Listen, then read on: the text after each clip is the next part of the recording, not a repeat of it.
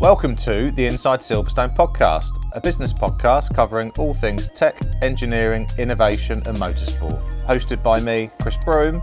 And me, Fiona Pawley. This is a series of unscripted conversations with leading business owners and high-tech talent, talking about their experiences within the Silverstone and motorsport business communities. Welcome to this episode of Inside Silverstone. I am thrilled to introduce Leon Price, who is the team and sporting director for Envision Racing, who are a Formula E team located at Silverstone Park. Welcome to Inside Silverstone, Leon. How are you doing today? Okay, very well, thanks. Thanks for having me. Pleasure to be along. Thanks for joining us. I know you're meant to be in your down season, off season period, and I'm sure we'll be jumping into that on how much downtime you actually get.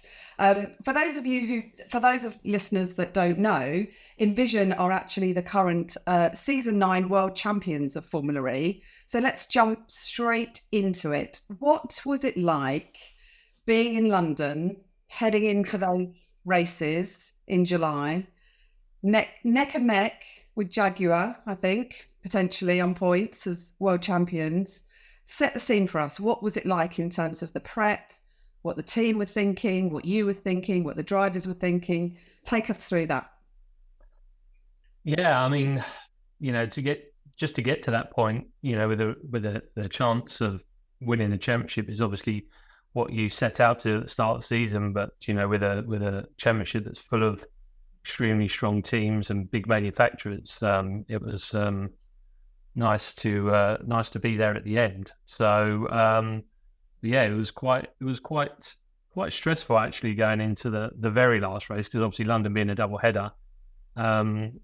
We obviously lost some points in Rome, the event before, where we had a clash with Jaguar, in fact. But then we had our own little in-team mishap, shall we say, in the first race, which really set us back and sort of made it even harder for ourselves a little bit going into the last race, because then we were going into the last race even on points with Jaguar. So it was really challenging. We had a bit of a chat on the Saturday night as a team, because obviously Saturday was really tough for us all. With teammates hitting each other, it's never what you want as a team, and to put us in that position as well at the end of the day was quite hard. So we had a little bit of a chat together at the end of the day at the hotel, we really came in on the Sunday really focused. We knew we still had a great chance. We were level, we were starting again. This was basically a shootout for us on the final day. So we were ready for it, and I think we started off well, and I think just qualifying on pole, it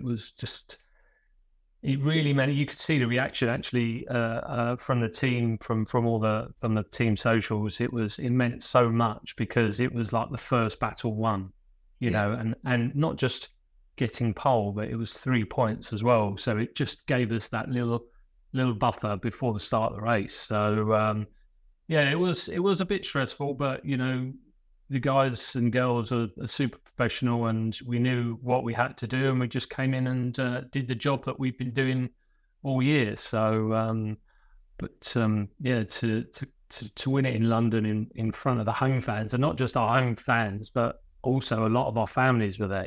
Wives, girlfriends, husbands, kids. It was special to do it in front of all of our loved ones as well. So, yeah, absolutely. And again, for our listeners who may not be following Formula E, this is your chance to start following and supporting Envision. The events take place in a really condensed timetable. It's not like Formula One or other racetrack series. The races take place in city centres, on street circuits, generally a couple of anomalies with that, maybe with Mexico. And so the timetable is a really early start, isn't it, in terms of prep, practice. Then you're back out again for qualifying, you're back out again for racing. So that coming together, and for those that haven't seen it, the drivers did come together, and it causes a lot of work and a lot of pressure in the system. that is already pressurized. And as a team manager, I would assume being calm and level-headed could be one approach, and screaming and shouting could be another approach. And I know you very well. You are very calm and level-headed. But having more so with age, Okay, so with age and experience, you've dialed it down. Down a bit, yeah.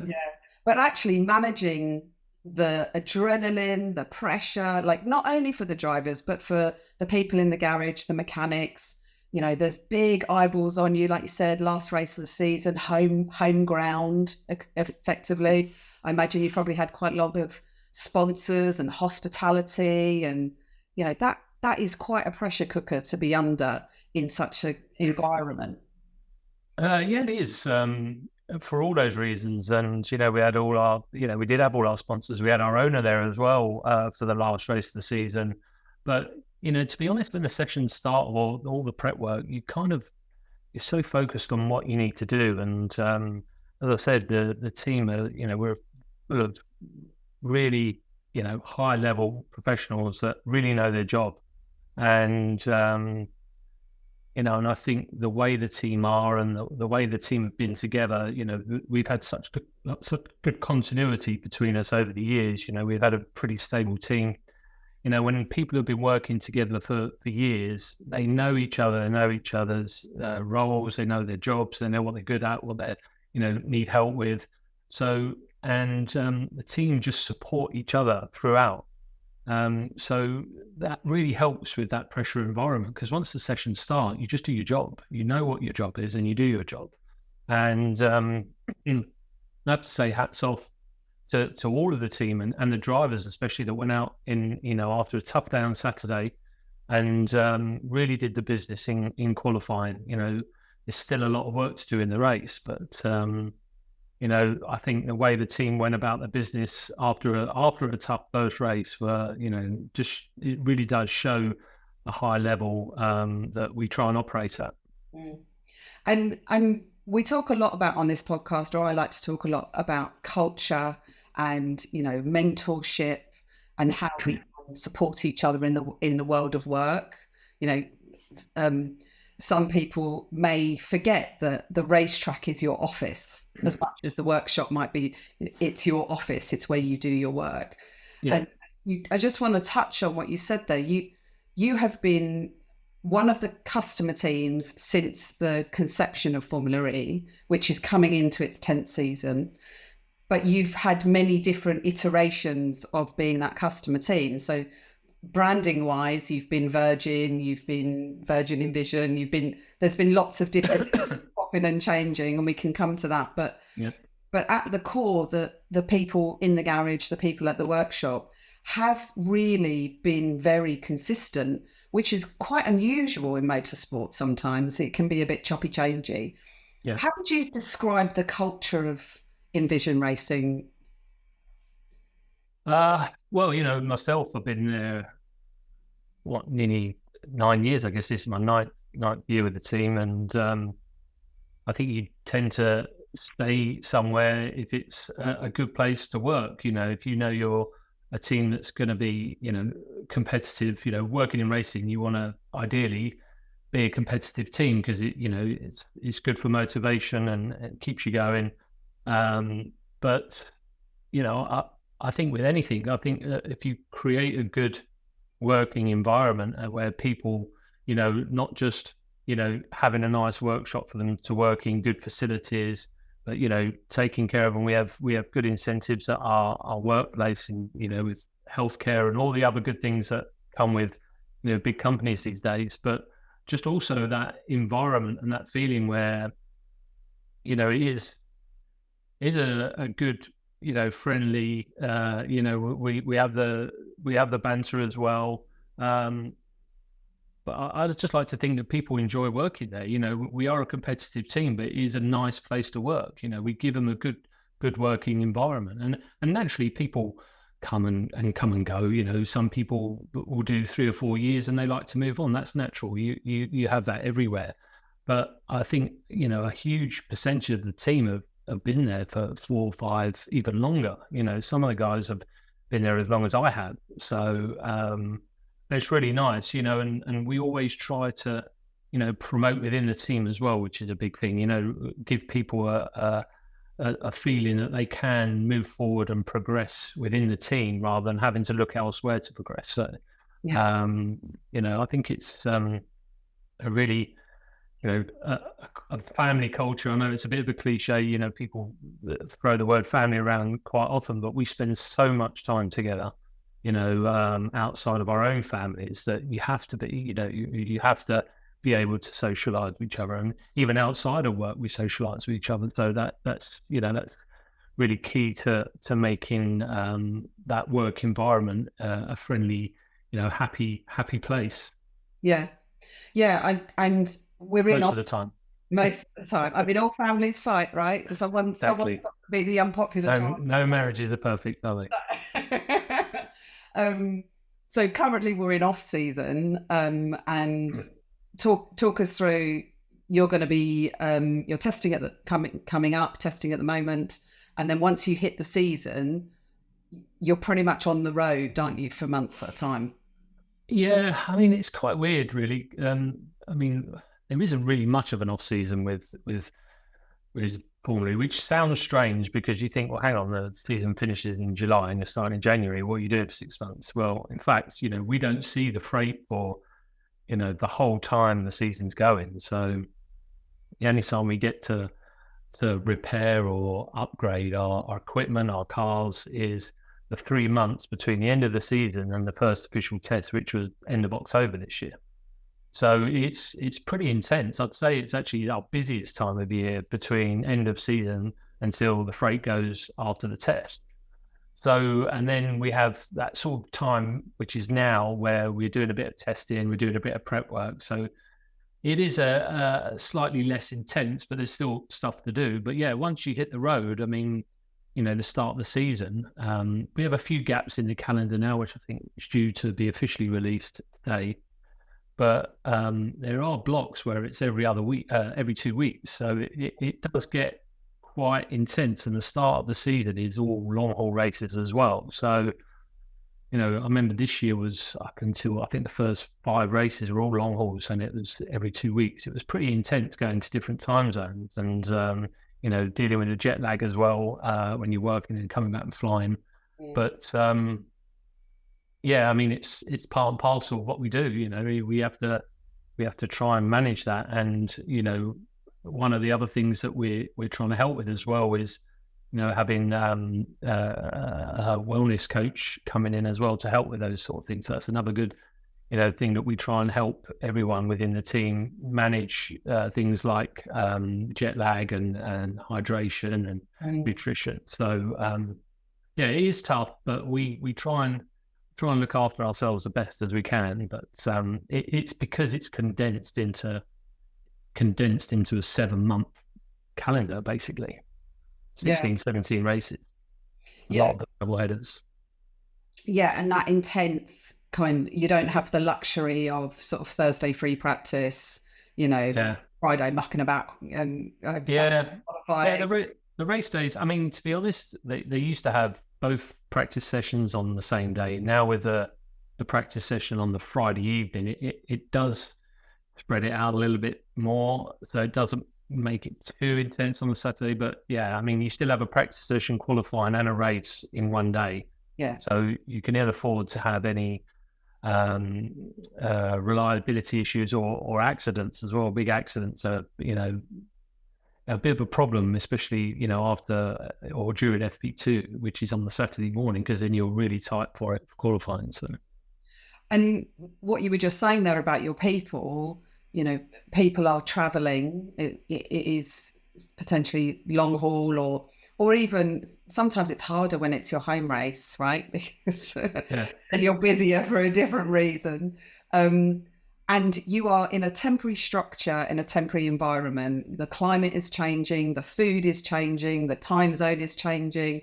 And so really looking after each other and really simple things like staying hydrated, eating well, not, you know, when I was doing hospitality for SRO days, I had 2 caterers. I never ate anything. Yeah. It was my busiest time doing hospitality. So having that built into how are we looking after our people?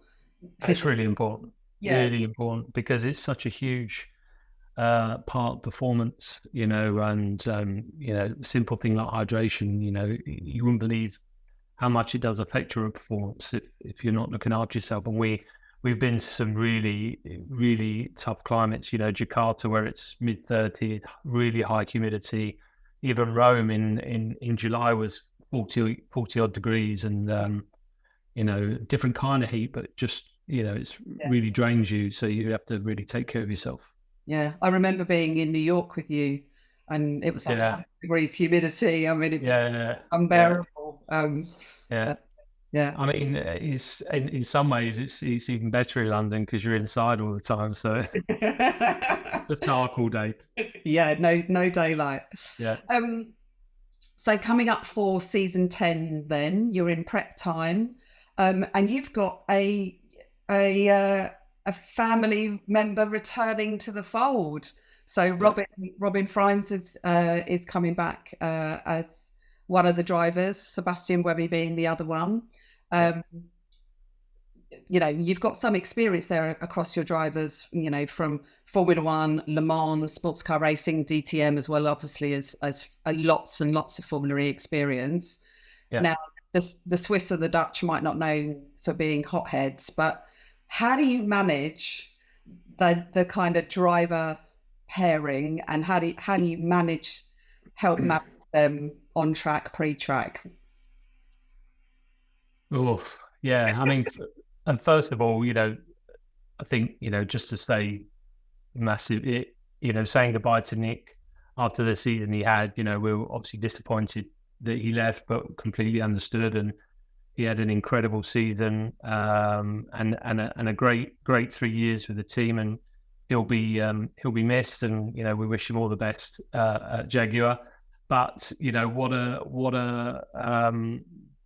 what a chance to bring Robin back to the team. Who also spent years here and had some great results, and he's a top driver.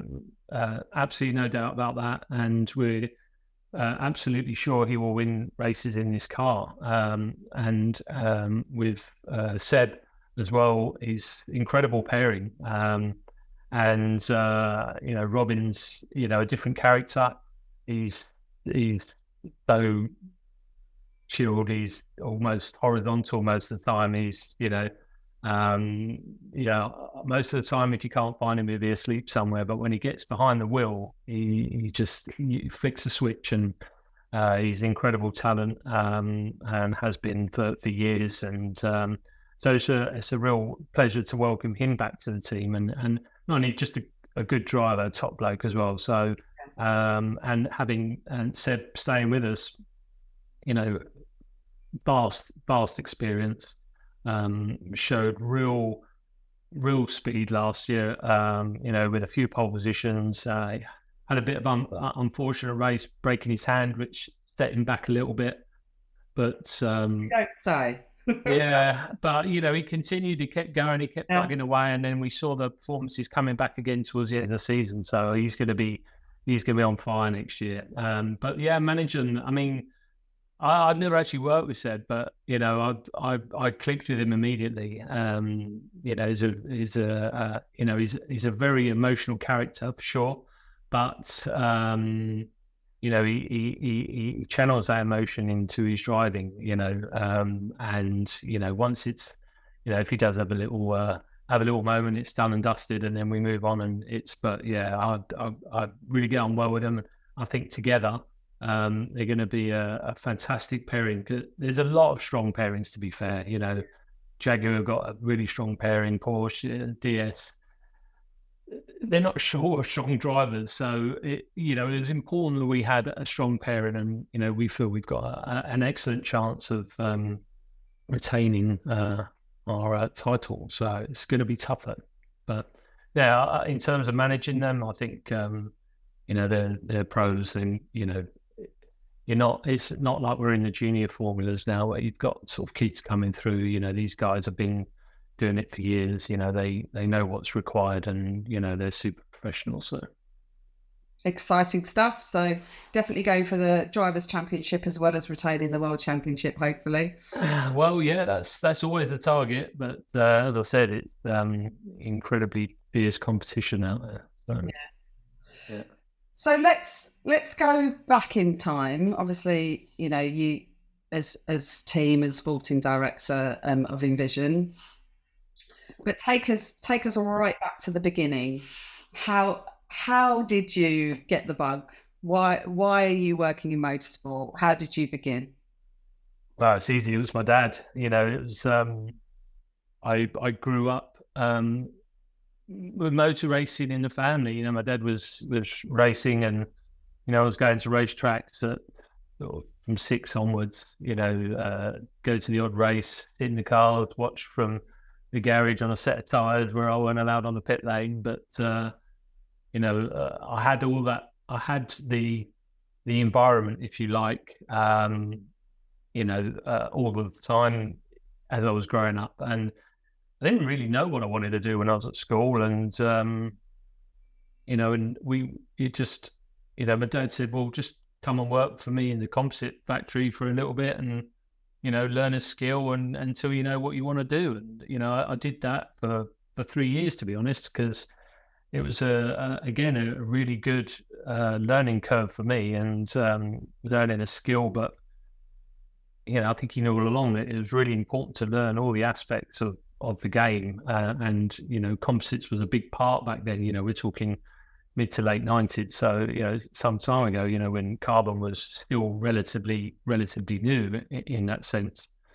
So and then sort of after 3 years of that, I joined the race team, which was literally just next door. So, and they were doing sports cars, and I was a little bit unsure at first because I was very young. You know, I started working when I was 17, and it was only until I got to about 19 that I was ready to make that sort of commitment to spending my life away from home. So, but yeah, I mean, I haven't looked back since really, and yeah, that gave me my opportunity. But you know, joining the race team, I started at the very bottom again after having 3 years of building up a good level of skills. I've come back down to cleaning the floors, pumping tires around, and things like that. So Can you make a good cup of tea?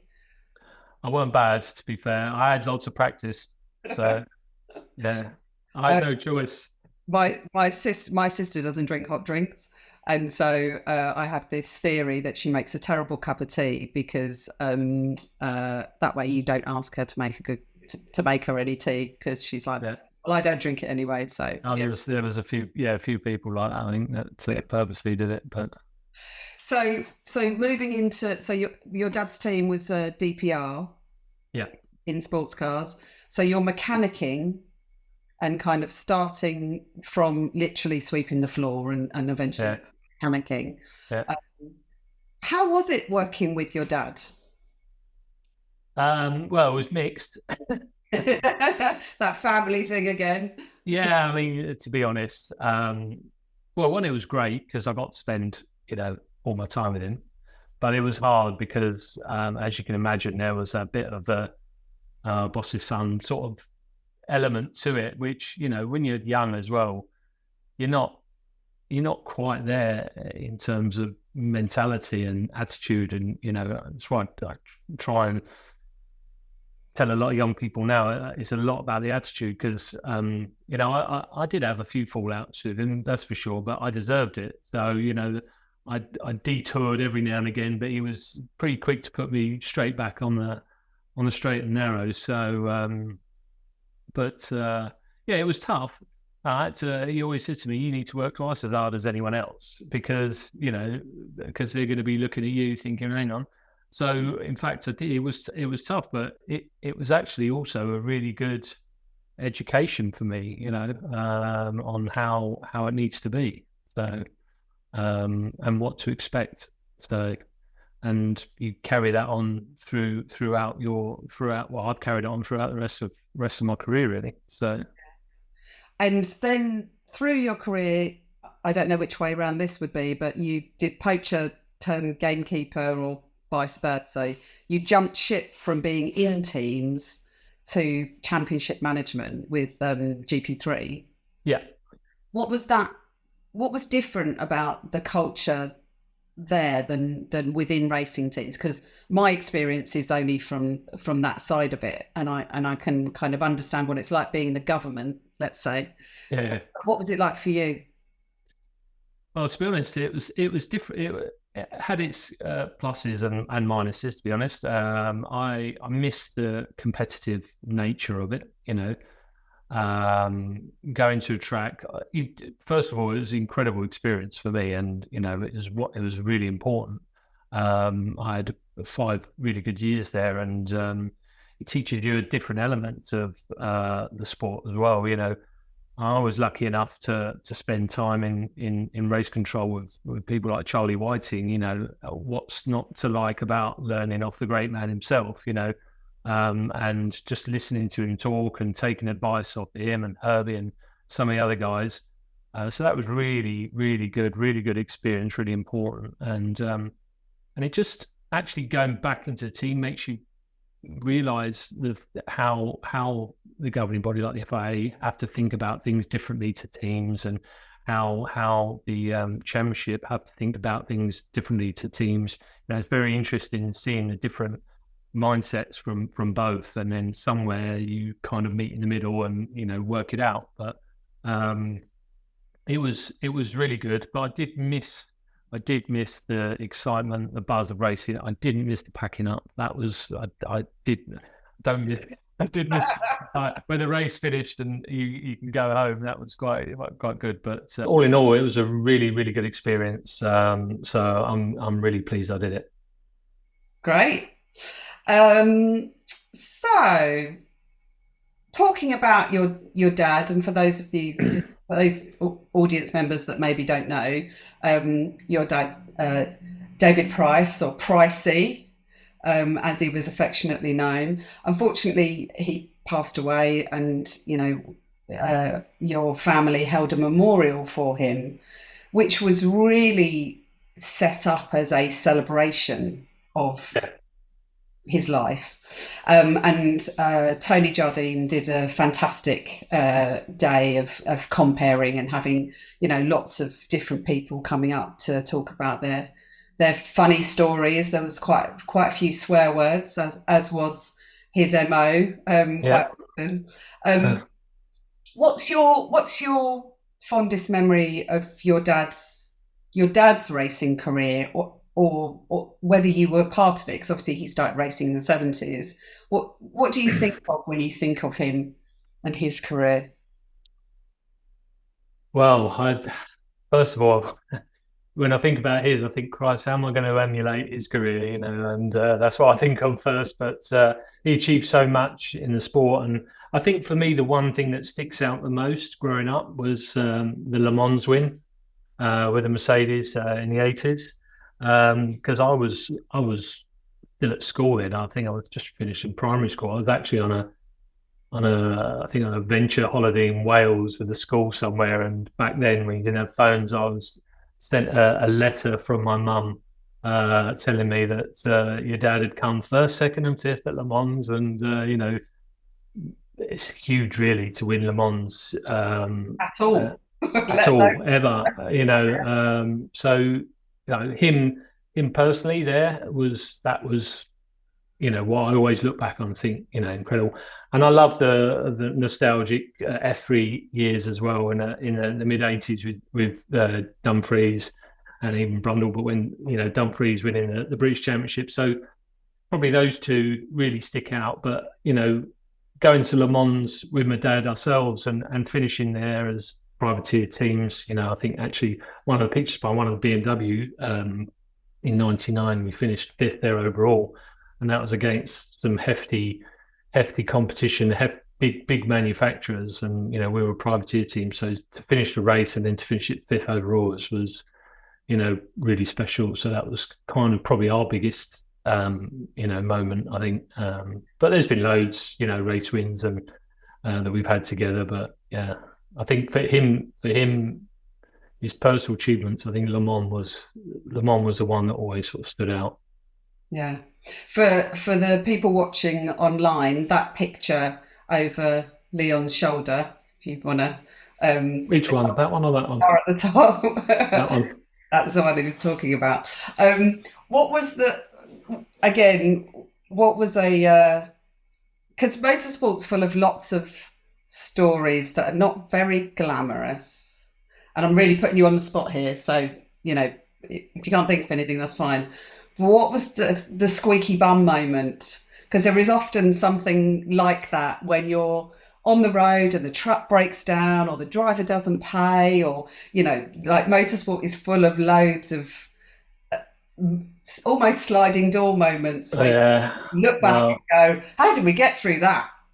It's probably been a few, actually, to be fair. I could probably take up this whole podcast with that, but I suppose one that stood out for me, which was one of the scariest moments, was probably when I fell asleep behind the wheel of a high car, because I think it was the first ever GP2 race in Imola, and I don't think we saw a hotel room all week.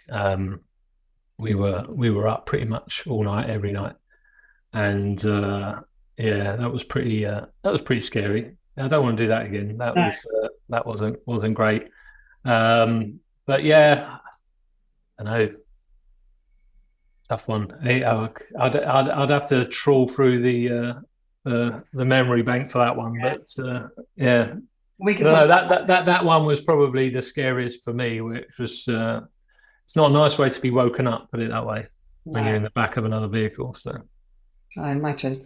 And at the memorial, my biggest takeaway, lots of people got up and said lovely things about your dad, and he came. I didn't know him very well. I worked sort of with him a little bit in the FIA days, but generally he was a really nice bloke, and he liked to have a lot of fun, and he really liked to enjoy his work. It wasn't that he wasn't serious about it, but it was that, within that seriousness, it's like, let's enjoy this journey, this weird and wonderful experience, because it's not a normal day job, right? Yeah. Yeah. I think you summed it up perfectly there, to be honest. He loved what he did.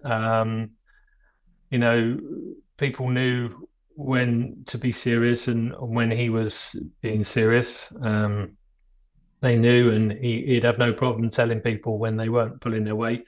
Yeah. But at the same token, he loved doing what he did, and was always generally smiling, happy to come into work, and he just had that positivity around him, and I sort of learnt so much of what he gave from him, just being around him all the time and working with him. So I was so happy to have worked with him for so many years, because it taught me an awful lot, coming into my later years. He loved what he did. He did it for a very long time, and even at the end, when we were telling, he was hanging on in there and doing little bits and pieces out in Spain. And I suppose when it's in your blood, it's hard to give it up altogether. When you spend your life on the go and traveling all the time, and and then it's hard to just stop and not do it anymore. So but he did in the end, which was great. He got a chance to enjoy a calm, quieter life before, fortunately, that it came to an end. Living in Spain and going on long dog walks by the sound exactly of it. Yeah, that was lovely.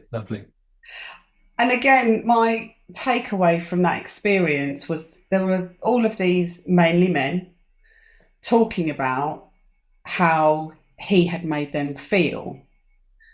And I wondered how often they had told him face to face. And I know you and I spoke about this a little bit before. And we know how people make us feel, but in the spirit of Movember or mental wellness or, whatever it is, sometimes men don't have an opportunity to sort of say, you're all right, mate, or thanks for this, or in a way that was so abundantly evident during that time together. Yeah, you're absolutely right. It wasn't really the done thing, even though, like, my dad was always there to listen and would always been, but you don't tend to, the only time you hear good things, well, it's too late. The good things are normally said about you when you're dead. Yeah. Hopefully good things are said about you when you're dead. But yeah, I mean, over the years, men haven't really been great at talking to each other. It's a fact, but nowadays, and the awareness that's around, and I think it's changing, and changing for the good as well, because we all have moments and times, and people that you'd never expect that are struggling, that come up and say 20 years ago you'd never have known, probably 10 years ago, but that's changing, and like I said, for the good, because sometimes people struggle, and might just need a mate to put their arm around them and say, it's all right, mate, don't worry, we're going to be fine. So and personally, this year has been probably one of the hardest years I've had, because with Dad passing away in February, it was right in the middle of that, which I spoke about earlier, right in the middle of that long haul set of races. And I have to say the team were incredibly supportive, and put their arm around me and said, look, you don't have to go racing. But I didn't want to stop, because my dad wouldn't have wanted me to stop. I could just hear him now. Get on with it, go to work, lazy yourself, but it's true, if I'd have sat around at home, and I'd have felt even worse, because I wasn't there helping the team, try and win a race. So, but they were really supportive, and we've carried on talking. And whenever I felt like talking, I've been able to talk. But and also, I think you can see in workplaces now, people are generally opening up a little bit more, and companies and workplaces are trying to support people in that way, which I think is really important, because you have to look after your staff in many ways, and mental health is such a big part of our lives. You spend your life in the gym or on a bike training, your body for fitness, but we never actually take care of our head. Yeah. So it's a huge part. So I think it's changing for the good. But for sure back then, I think probably they probably did, maybe after a few sherbets, but I think that sort of, it didn't really happen so much back then. But it was lovely. It was lovely listening to all the words, and seeing so many people there, and a lot of people couldn't make it as well. There were so many people there. I didn't actually get a chance to speak to everyone, which was a real shame, because there were so many people there. But it was lovely having people there to share their memories and show their respects. So it was a nice send off for him. Yeah, very fitting. And just a little maybe thinking point for the listeners. If you're not feeling right, tell someone. Absolutely. Yeah, there's always people that are there to support you, friends, colleagues, family. If you don't speak up, then they'll never know. And you can't as someone myself who struggled a little bit this year with the loss, because it's left a huge hole in my life, because my dad was my best friend. We spoke pretty much every day. Yeah. Him going was really tough, but I've had lots of people around me that have supported me, so it's been key. And equally, I think if you want to bestow some love onto someone that you maybe haven't said that before, you're all right, mate, or whatever it is. Yeah. Do that. Yeah, exactly. Yeah. And I go back to a little bit about the culture of our team, it's a relatively small team in some respects, in terms of it being a customer team, but we are all there together, and we try and be there together. We talk to each other. We even, like I said, socialise together as well, and in the sense where we'll go maybe riding, mountain biking, or whatever. And yeah, you do need to lean on each other, because it's a tough job anyway. And when you're away from home for so much time and you live in each other's pockets, Christ, you might as well talk to each other. And that leads us nicely in. You know, you yourself have a very big family. You've got 3 kids and a lovely wife. And actually, as much time that you spend away from home for the racing, your family are not based at Silverstone. You also, hang on, it's gone all dark again. Oh, sorry. Break. Yeah. As much time as you spend away racing, actually your family don't live near Silverstone either, so you're commuting to Silverstone as well, and finding that balance of being there for the kids and being there, you know, for your wife, and also doing your day job. Like, how do you manage to do that? Well, first of all, having an understanding wife helps. Yeah. You know, I think it also helps that I've been doing this job all my life. So it's what I did from the very start. Let's not say it's easy. It's not. It's hard enough as it is when it's just the two of you. But when there's 3 other elements thrown in as well, it's incredibly challenging. You know, for all of us, all of our partners, all of our families that are left at home to fend for themselves. It's really tough, you know. And you think, you know, Formula E is tough. You imagine, you know, what Formula One is like. You know, they're away even more. I can't imagine that, you know, they have a similar, even more of an issue. But you know, yeah, my wife's incredibly understanding. You know, she knows it's my passion. It's what I've done forever. And it's tough on her. You know, looking after 3 kids pretty much on your own for a long part of the year is very hard. And you know, I'll try and support as much as I can when I'm back. But like I say, even when I'm back, it's, you know, it's long days, because you're traveling up to Silverstone and getting back late. And so yeah, I think it's important to try and do as much as you can when you are home, and spend as much quality time when you're home, and you know, just to try and support as much as you can when you are back, because it is very tough. But fortunately, she loves me very much. And who wouldn't, Leon? Thank you, darling.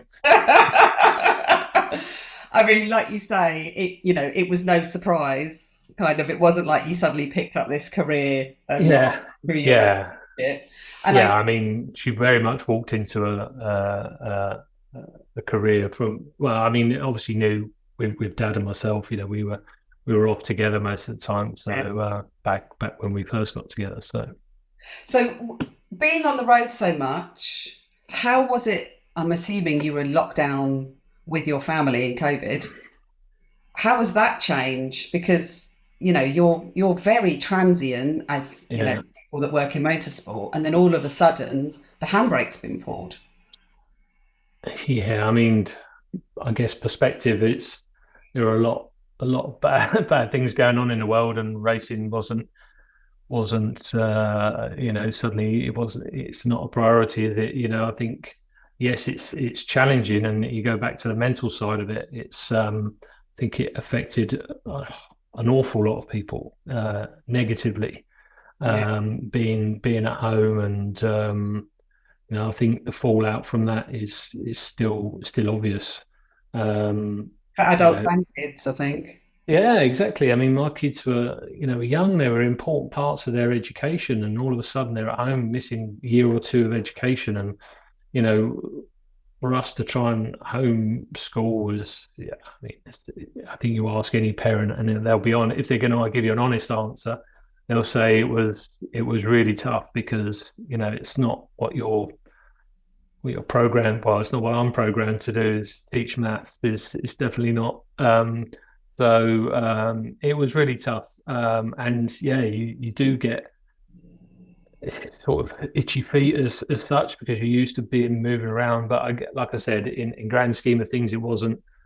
You know, there was a lot of other things going on in the world which needed to be, you know, corrected. And in the end, I guess we all look back and think, no, what a period. But it wasn't easy. But I think a lot of people suffered from it. So just glad that's over, and hopefully you don't ever see that again. Yeah, fingers crossed. Don't know. Yeah, I've heard rumours there might be another one. Anyway, moving on swiftly. Yeah. So let's go back to young Leon and tell us about what was your first car or early car experience. What do you remember from? Well, I was quite lucky actually. I had a proper boy racer XR2 Fiesta. The fog lamps on the front, all the business, all the tricky steering wheel and everything. It was good. It was good, pretty good first car, to be honest. Enjoyed driving around with that, and then I think I upgraded to a Golf GTI after that. But then I think from then on, I got it out, the boy racer side out of my system fairly quick, and then went on to motorbikes.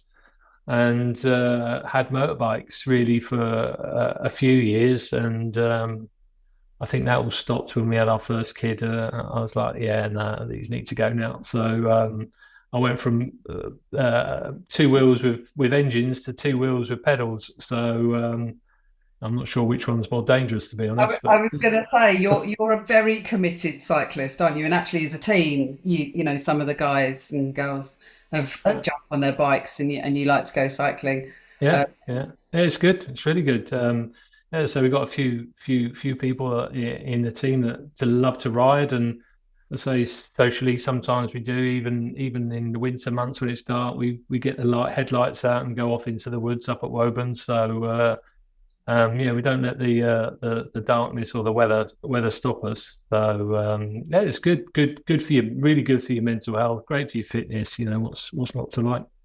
Brilliant. Not great for your wallet though.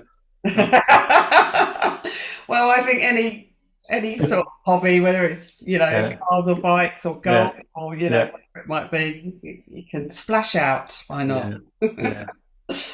Right. I think we're going to draw the podcast to a close just there. So thank you very much, Leon. We wish you all the best for season 10.